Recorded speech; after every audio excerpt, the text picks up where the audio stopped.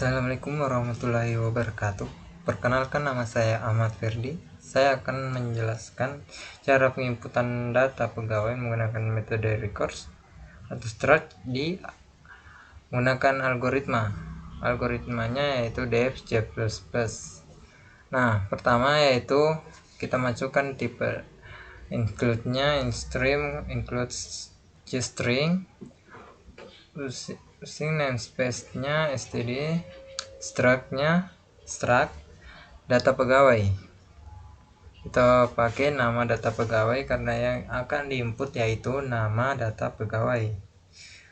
Nah, pertama struct data pegawai itu kita akan memasukkan tipe data, terus tempat penginputan misalkan NIP, nama, jam kerja, golongan, gaji per jam, dan total gaji. Nah, di setiap tipe data di sini pasti berbeda karena ada yang menggunakan angka, ada juga menggunakan huruf. Nah, di tipe data NIP menggunakan integer, dan di tipe data nama menggunakan char. Untuk gaji per jam dan total gaji kita menggunakan double. Untuk penginputan datanya, untuk mengatur berapa jumlah data yang akan diinput, kita atur di bawah sini. Setelah tutup di sini menggunakan tutup kurung. Nah, struct data pegawai daftar 3 karena data yang mau diinput ada 3, kita masukkan data 3.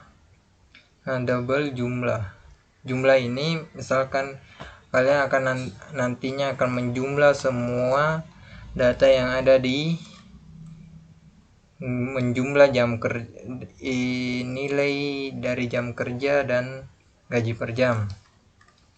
Oke, selanjutnya kita ke input data pegawai dulu. Pertama kita menggunakan integer A, nilai A nya sama dengan O dan A nya lebih besar dari 3. Kenapa kita menggunakan itu? Untuk supaya A nya tidak lebih dari 3. Misalkan penginputannya kita menginput 3 data, terus agar terbatasi sampai 3 data saja.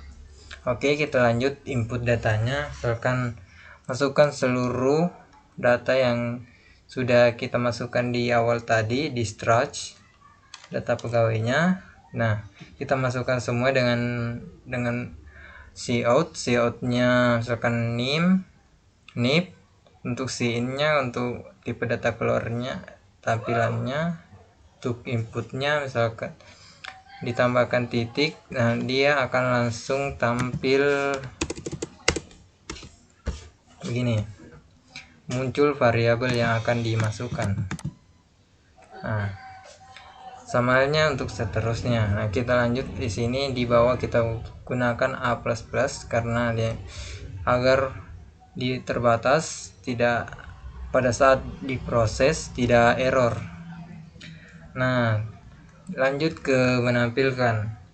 Ini untuk menampilkan data, dan untuk menjumlah jam kerjanya dan gaji pegawai otomatis akan tampil di menu menampilkan karena kita sudah dari awal menginput datanya lewat input data pegawai.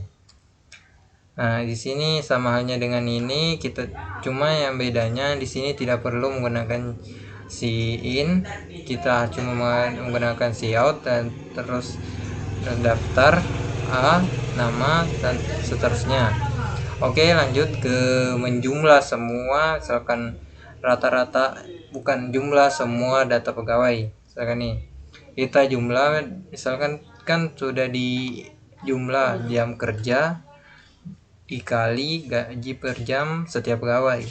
Nah, di sini sudah di total, kita akan menjumlah seluruh nilai jumlah total gaji plus jumlah ditambah jumlah agar kita mengetahui hasil rata-rata dari gaji pegawai. Oke, kita lanjut. Setelah itu pembuatan menunya simple saja sih, karena kita menggunakan integer main. Integer kita cuma menggunakan 3 menu, yaitu menunya yang paling penting kita menggunakan 3, yaitu 1. Input data pegawai, tampilkan data pegawai, hitung rata-rata gaji pegawai. Oke, lanjut ke menunya. Untuk kita bisa memilih 1, 2, 3, dan 4, kita menggunakan cout menu, tapi pastikan ada petik komanya di atas agar pada saat pemrosesan berjalan dengan lancar. Untuk scene-nya kita menggunakan menu karena menu yang akan ditampilkan. Oke, lanjut. Di sini if-nya kan menggunakan tipe data integer. Menu 1, input data pegawai. Karena kita menggunakan metodenya prosedur, maka kan otomatis untuk menampilkan datanya ini kita hanya memasukkan data input data pegawai terus titik koma. Untuk kembali ke menu awal, kita agar tidak repot pada saat memproses, kita masukkan menu terus go to menu di setiap menu. Kalau misalkan setiap menu perlu untuk diproses. Nah, mungkin sampai situ saja untuk penjelasan setiap data-datanya di sini. Oke, untuk pemrosesannya kita mulai.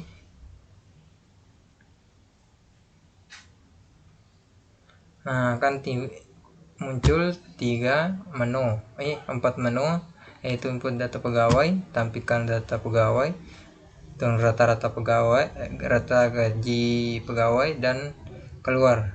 Karena di sini awalnya kita memasukkan 4, jadi akan tampil otomatis 4. Oke, kita lanjut. Misalkan menginput menunya, misalkan pilih menu 1.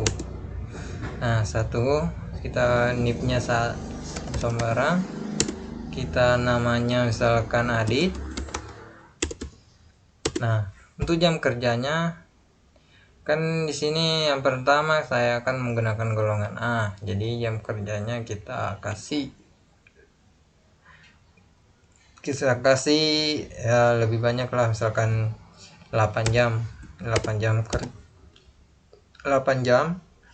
Oke, untuk golongannya kan lebih tinggi A, jadi untuk gajinya pasti lebih tinggi, misalkan 35.000.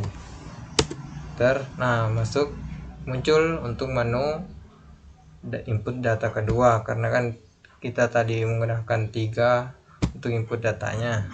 Oke, lanjut. Namanya Dennis, jam kerjanya 6, kita menggunakan golongan B karena dia rata di tengah-tengah. Nah, gajinya misalkan kita kasih 30.000 karena kan dia nilainya sedikit, jam kerjanya berarti pasti otomatis gajinya pasti sedikit. Oke, ini data ketiga, masukkan misalkan Radit, dan jam kerjanya misalkan 4, paling sedikit berarti dia menggunakan golongan C karena dia paling sedikit, gajinya pasti juga sedikit, misalkan 25.000 saja. Oke, karena kan menu 1 sudah diinput, berarti otomatis di menu 2 akan tampil seluruh data yang sudah diinput di menu 1. Nah, sini akan muncul semua. Nah, di menu 3 akan lebih singkat lagi karena dia hanya menjumlah total gaji dan akan dijumlah akan 3. Nah, akan muncul jumlah total keseluruhan. Oke, mungkin sampai situ saja penjelasan tentang record atau struts di algoritma. Sekian dan terima kasih. Assalamualaikum warahmatullahi wabarakatuh.